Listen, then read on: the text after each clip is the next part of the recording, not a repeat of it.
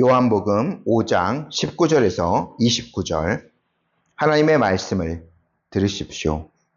그러므로 예수께서 그들에게 이르시되 내가 진실로 진실로 너희에게 이르노니 아들이 아버지께서 하시는 일을 보지 않고는 아무것도 스스로 할 수 없나니 아버지께서 행하시는 그것을 아들도 그와 같이 행하느니라.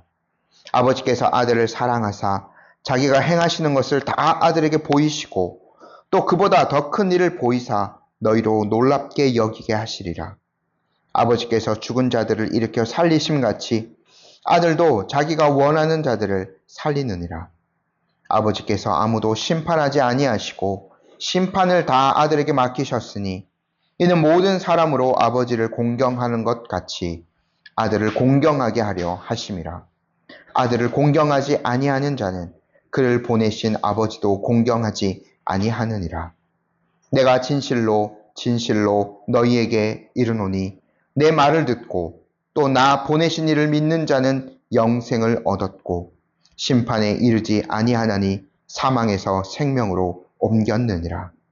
진실로 진실로 너희에게 이르노니 죽은 자들이 하나님의 아들의 음성을 들을 때가 오나니 곧 이때라. 듣는 자는 살아나리라.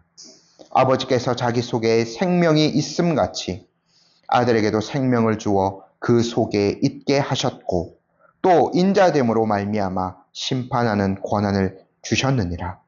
이를 놀랍게 여기지 말라. 무덤 속에 있는 자가 다 그의 음성을 들을 때가 오나니 선한 일을 행한 자는 생명의 부활로 악한 일을 행한 자는 심판의 부활로 나오리라. 아멘.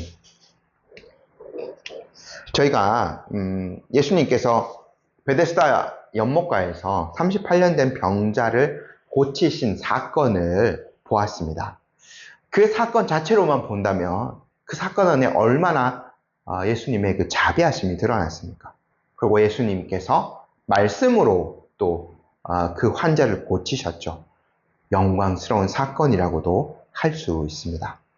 그런데 어떤 사람들은 이렇게 신적인 그 능력과 권능 그리고 하나님의 그 자비하심이 드러난 이 사건 전체를 보기보다는 지역적인 것에 더 관심을 두었죠. 몇몇 유대인들은요, 예수님께서 이 병자를 고치신 일이 안식일에 일어난 것이라 하여서 별별 트집을 다 잡았습니다. 처음에는 그 고침받은 38년 된 병자를 불러다가 뭐라고 신문하였죠. 병이 나은 그 자가 자기의 자리를 들고 걸었기 때문에 그렇게 그들이 안식일법을 어겼다고 시비를 걸었습니다. 근데 그 병이 나은 사람은 정직하게 얘기했죠. 나를 고쳐준 사람이 자리를 들고 걸어가라 했습니다. 라고 유대인들에게 얘기하였습니다. 유대인들은 그렇게 그 얘기를 듣자마자 그러면 당신에게 그 자리를 들고 걸어간 사람이 누구냐 하고 또 따지기 시작합니다. 근데 이 38년 된 저희가 중풍병자라고 추측해 볼 수 있는데 이 환자는 경황이 없었어요. 그래서 그 자신을 고쳐준 사람이 예수님이신 것을 그 당시에는 인지하지도 못하였죠. 예수님께서는 이미 자리를 피하셨고 성전으로 가셨습니다. 그래서 얼마 뒤에 성전에서 다시 예수님께서 그 사람을 만났을 때 이런 말씀을 하셨죠. 네가 다 나았다. 그러니 더 심한 것이 생기지 않도록 다시는 죄를 범하지 말라라고 말씀하셨습니다. 38년 된 병자였던 그 사람은 그제서야 나를 고쳐준 사람이 예수님이구나 라는 것을 인식하고 유대인들에 가서 그 사실을 있는 그대로 말해줍니다. 그런 다음에 이제 이 사람은 뒤로 빠지게 되고 유대인과 예수님 사이에 이제 직접적인 논쟁이 발생하게 되죠. 안식일에 예수님께서 병자를 고쳐주신 사건으로 말미암아 촉발된 논쟁이었는데 예수님께서 그 말씀을 하시면서 하나님을 아버지라고 지칭하게 됩니다. 이제는 유대인들이 또 초점을 다시 옮겨갑니다. 유대인들이 그 말 때문에 더욱더 화가 났죠.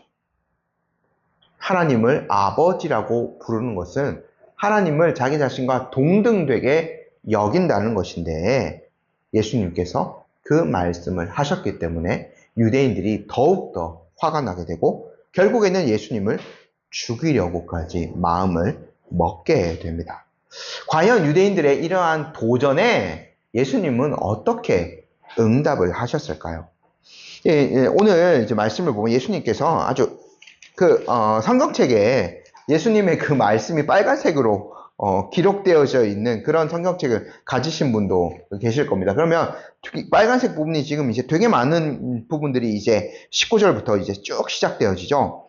예수님께서요, 19절부터 47절까지 아주 긴 강론을 통해서 자신의 권세가 어떤 권세인지, 그리고 자신을 증언하는 방식에 대해서, 또 그것을 믿지 않는 유대인을 책망하는 것에 대해서 매우 길게 이제 강론을 통해서 말씀하시는 것들을 저희가 볼 수 있게 되는데, 저희가 오늘은 29절까지 좀 끊어서 앞부분 그 아들의 권세에 대한 내용을 좀 집중적으로 살펴보도록 할 것입니다.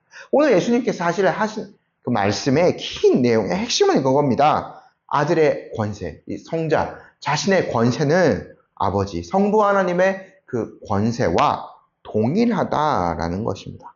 먼저 예수님의 첫 말씀을 함께 보도록 하겠습니다. 19절 말씀 저희 함께 다시 한번 읽어볼게요. 그러므로 예수께서 그들에게 이르시되 내가 진실로 진실로 너희에게 이르노니 아들이 아버지께서 하시는 일을 보지 않고는 아무것도 스스로 할 수 없나니 아버지께서 행하시는 그것을 아들도 그와 같이 행하시느니라.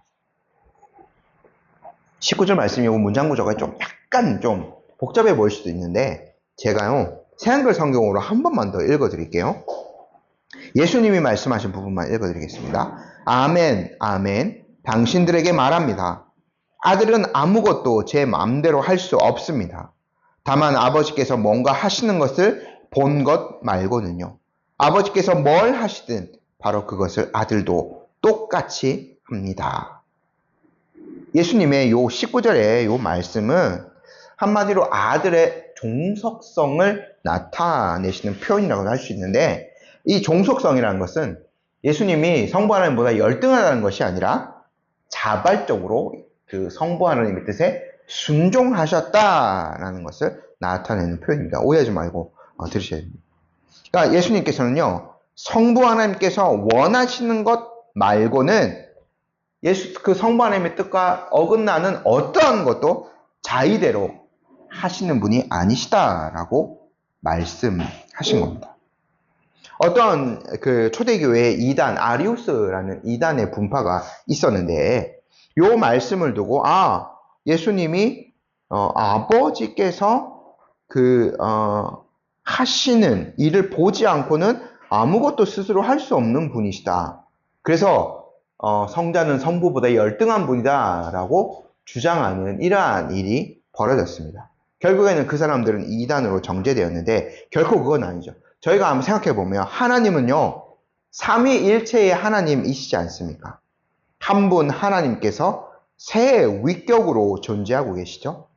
그래서 이 세 위격, 성부, 성자 하나님, 이 성령 하나님 사이에 어떠한 의견의 충돌, 서로 다름, 이러한 것이 결코 있을 수 없습니다. 성부 하나님께서 원하시는 일이고, 성부 하나님께서 계획하시고 행하시는 일인데, 성자 하나님께서 그것을 거부하고 다른 일을 행하실 수 결코 없다는 거죠. 성부와 성자 하나님은 항상 같은 생각을 공유하고 계시고 독자적으로 어떠한 일을 행하시지 않으십니다. 요러한 예수님께서 19절에 말씀하시는 것은 바로 요러한 내용인데, 요 사건은 이제 그 특정한 지금 38년 된 병자를 고치신 사건에 한번 적용해 봅시다. 예수님께서 단독으로 하신 일일까요? 결코 그러지 않습니다. 성부 하나님께서 계획하신 일입니다.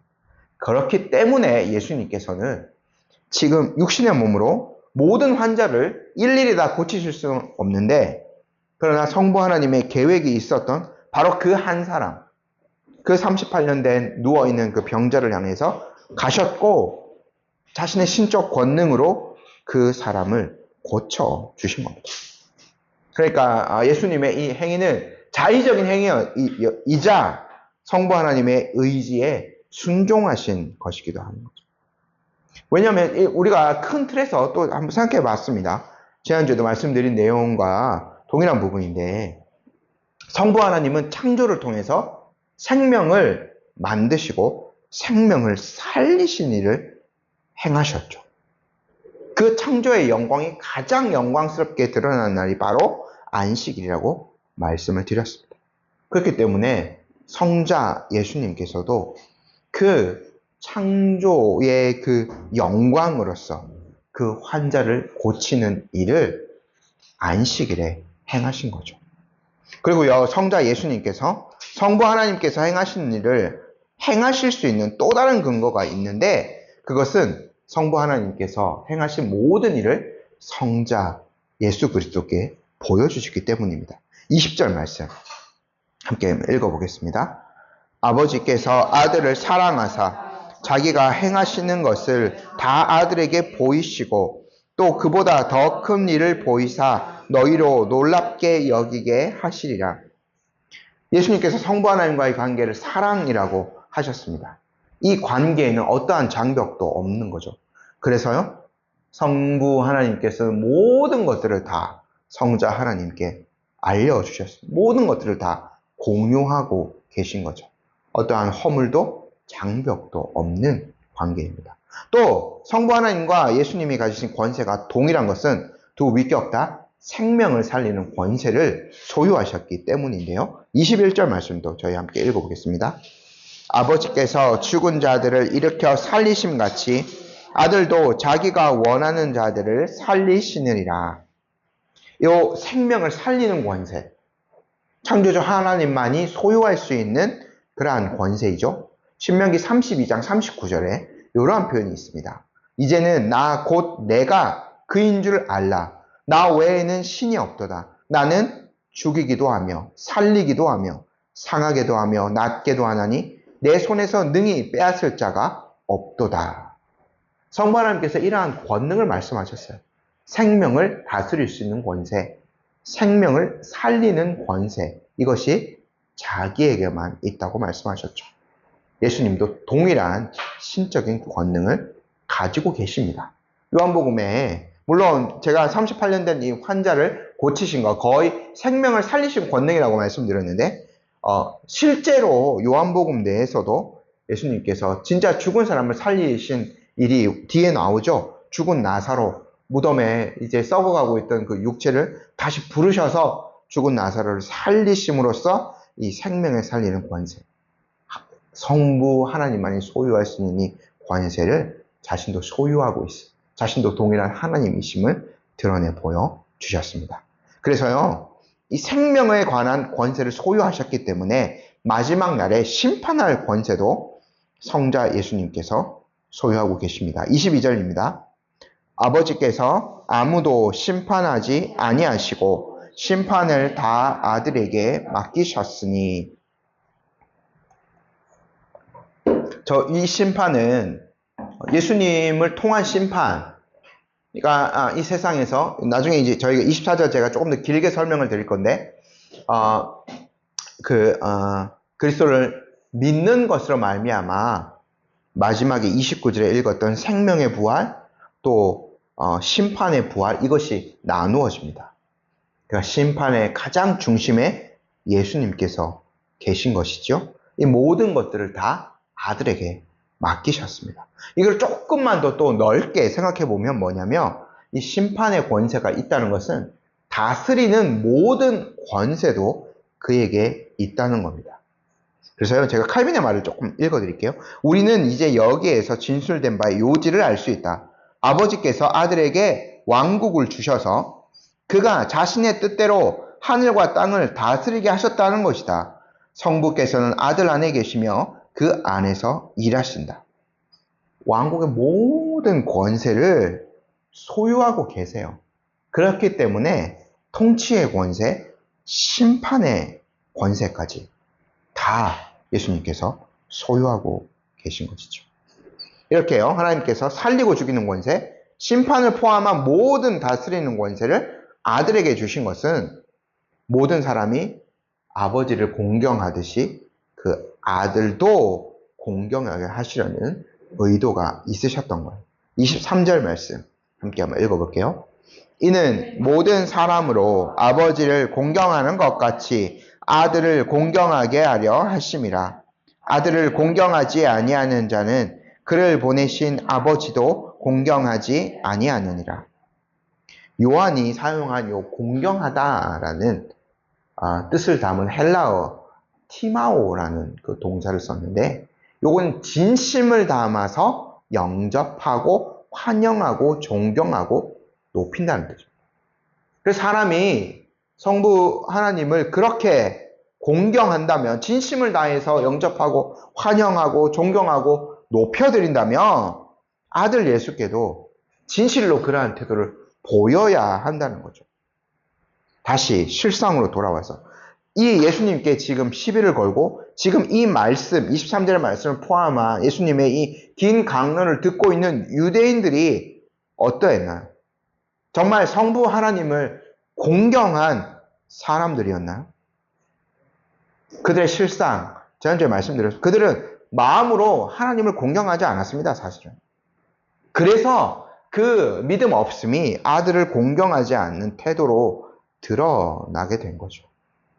그들은 정말 하나님을 공경하기 때문에 안식일을 이렇게 엄격하게 보냈나요? 아니요. 심판하는 모든 권세가 성부 하나님께, 성부 하나님께서는 그 모든 것들을 성자 예수님께 위임해 주셨는데, 이 사람은 자기들이 심판하는 사람이 되지 않았습니까? 지난주에 그걸 말씀드렸죠. 자신들의 법을 만들어 놓아서 모든 것을 하나님의 뜻대로 심판해야 되는데, 지금 보셨죠? 병자, 이 사람이 고침받든 말든 하나님의 권능이 드러나든 상관없습니다.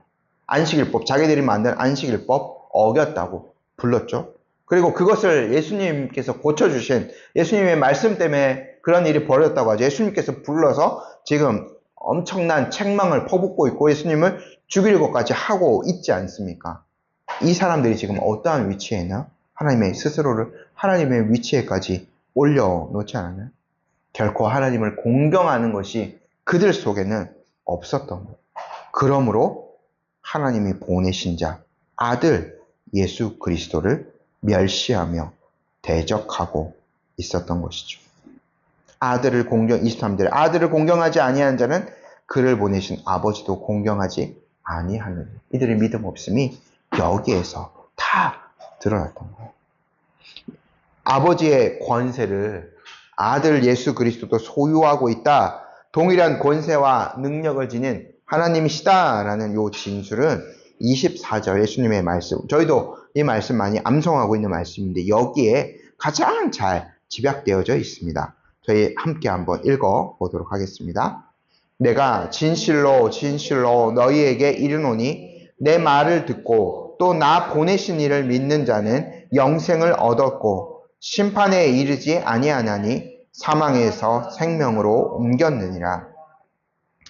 예수님이요 말씀하셨죠. 아들도 동일하게, 지금 앞에 19절부터 23절까지 아들도 동일하게 생명을 주는 권세, 심판하는 권세를 소유하고 있다고 말씀하셨습니다. 아들이 정권 대사인 거예요. 생명과 심판에 관한 모든 소유권을 다 가지고 계신 거죠.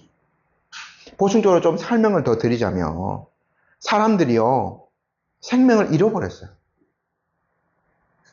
그들이 상실했어요.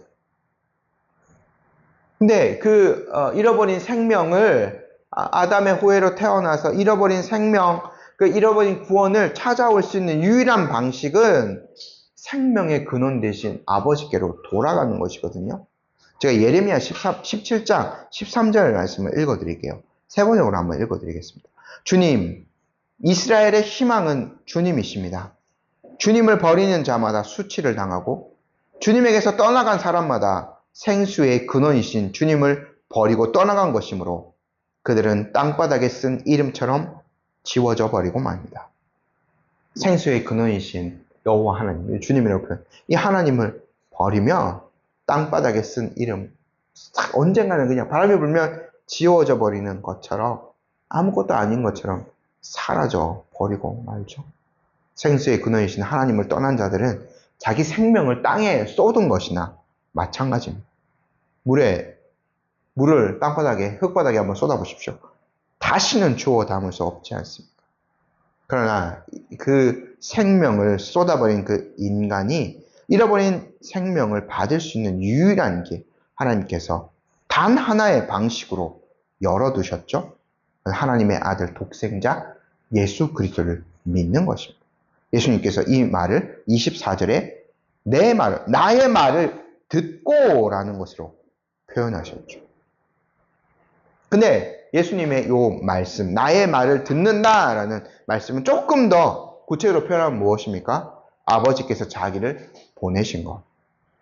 그리고 앞에서 말씀은 성자께서 아버지의 모든 것을 알고 공유하고 계신 분이고 그것의 전달자이다 라고 하신 것을 믿는 것, 이러한 것으로 풀이할 수 있겠죠.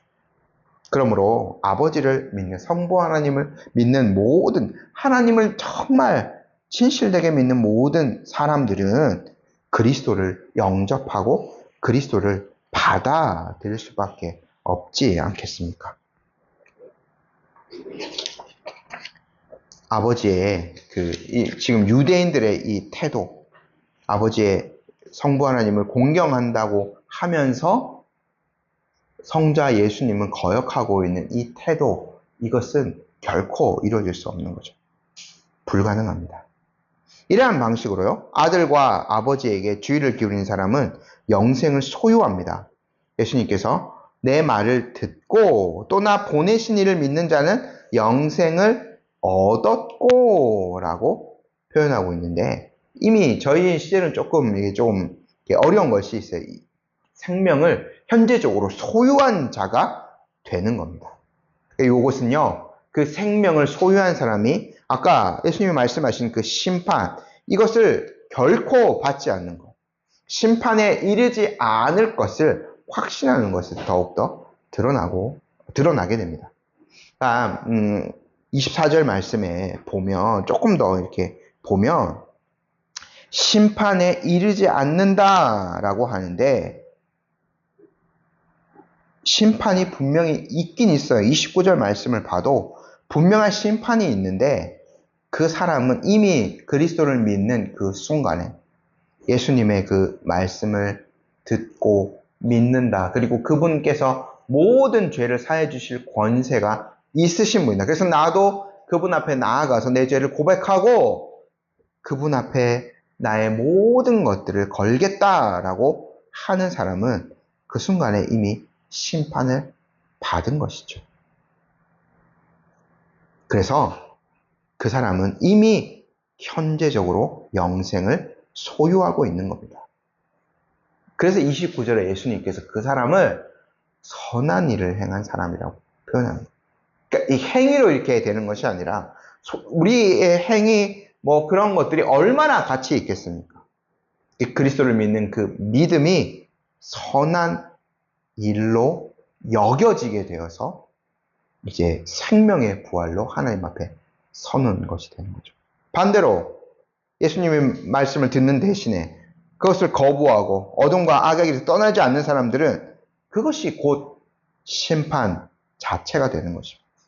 거기에서 돌이키지 않는다면 그들은 29절에 정말 악한 일밖에 행한 것이 없는 자들이 되는 거죠. 그래서 심판의 부활로 하나님 앞에 나올 수밖에 없습니다. 이것이요, 현재의 상태이지만 미래의 최종적인 심판과 분명히 완전 직결적으로 연결되어져 있다는 것이 24절 말씀을 통해서 나타나는 거죠. 그리스도를 믿음으로 이미 의롭다고 심판받은 사람들, 최종적인 심판을 면함받은 사람들은 큰 날, 마지막 큰 날에도 심판이 이르지 않을 겁니다. 그렇기 때문에 우리가 구원을 확신하며 안정감을 가지고 살아갈 수 있는 거죠.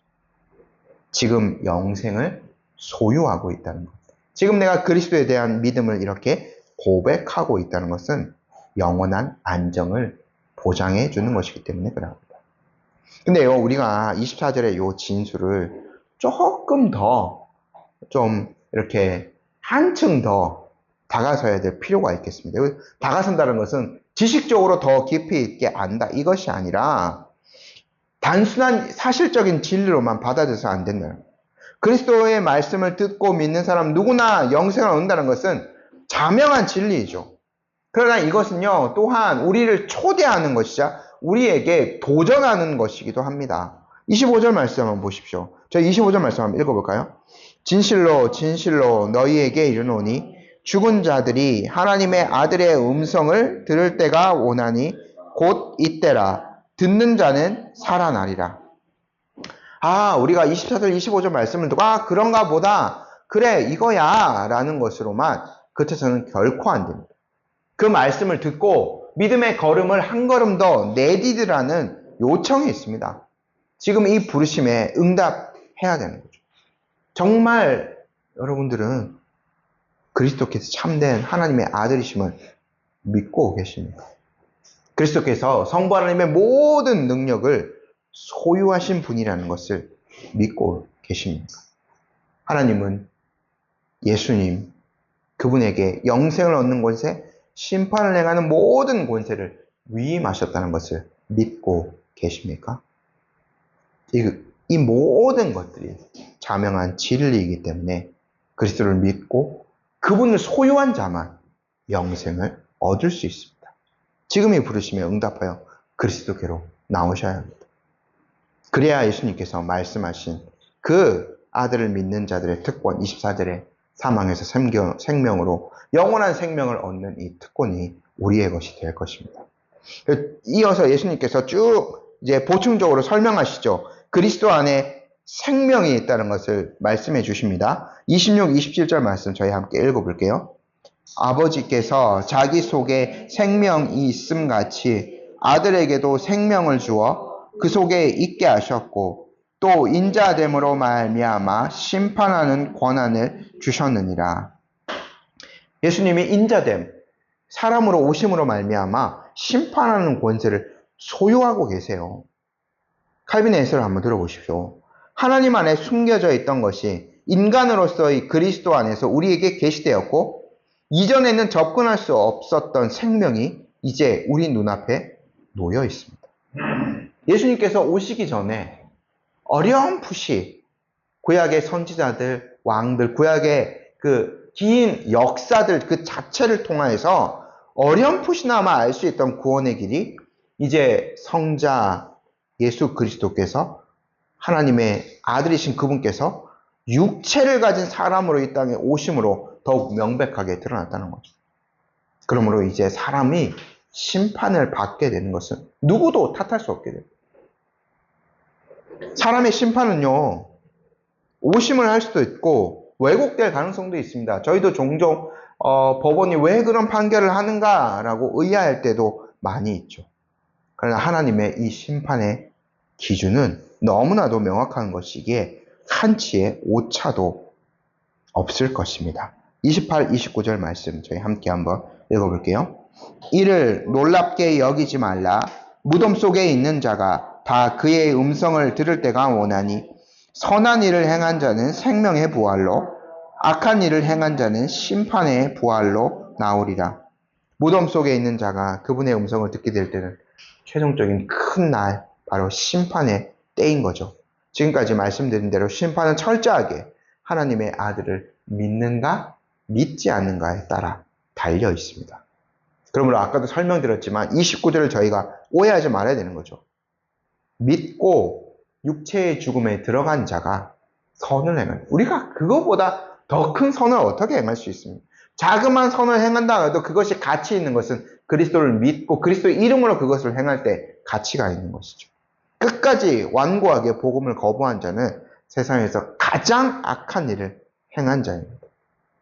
그 죄가 가리움을 받은 자, 용서함을 받은 자가 생명을 얻을 것이고 모든 사람이 가시적으로 다시 부활하는 그 마지막 심판의 때에 그날 모든 사람들이 다 다시 이 육체를 입으신 그리스도의 심판대 앞에 서게 될 것입니다.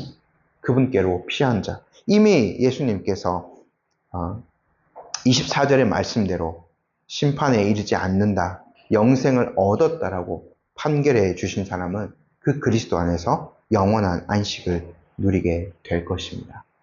결론을 말씀드릴게요. 영원한 우리의 그런 어떤 운명이요. 어떤 사람이 이렇게 얘기할 수도 있습니다. 그 영원한 우리의 운명, 그것이 순간의 믿음에 따라 달라진다는 것이 너무 좀 이상한 것 아닙니까? 라고 이야기하는 사람이 있을 수 있어요. 그러나요, 그것은요, 순간적인 선택이 아닙니다. 하나님은 그 아들을 믿고 그의 음성을 듣고 따를 자들, 그 아들의 음성을 듣고 따를 자들을 이미 영원 전부터 선택해 주셨어요. 그러므로 예수님께서 요한복음 10장에 27절에서 내 양은 내 음성을 들으며 나는 그들을 알며 그들은 나를 따르느니라 라고 말씀하신 것이죠. 하나님의 이 놀라운 계획, 또 그 계획의 중심에 계신 그 그리스도, 그분 안에, 그분의 택함 받은 백성만 안전할 것입니다. 그렇게 우리가요, 주님께서 택하신 양임을 믿고 지금 그리스도께로 나오십시오. 그 아들에게 있는 생명의 권세, 그 아들이 결국에 종국에 행하게 될 심판의 권세를 인정하며 그분을 믿고 그분을 소유하기에 힘쓰는 모든 우리 성도님들 되셨으면 좋겠습니다. 아멘. 저희 한번 같이 기도드리도록 하겠습니다.